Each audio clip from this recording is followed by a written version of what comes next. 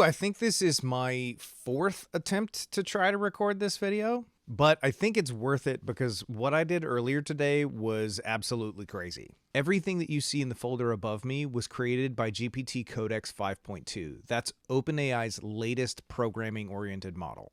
It created the REAPER project, the rendered audio, the folder, literally everything from scratch. And this is the result.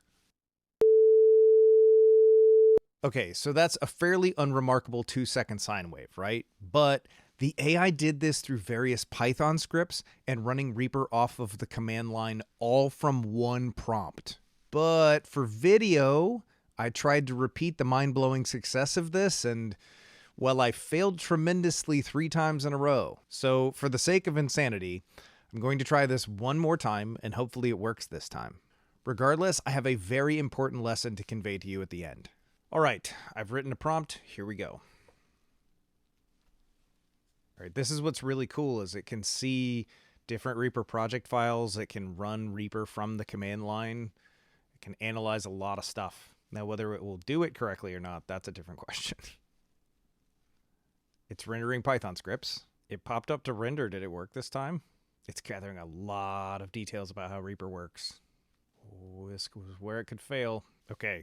It says it succeeded. I'm not convinced, but let's check. Okay, so this isn't the same folder as before. This is brand new stuff. What happened was that it used Python to generate a 440 hertz sine wave and probably imported that into Reaper and hit all the render settings that I needed from there. Remember, this was my 4th time in a row trying, so we've got 2 lessons here. Holy crap, LLMs can do some wild stuff. Yeah, this wasn't generated directly in Reaper the whole way, but like, come on.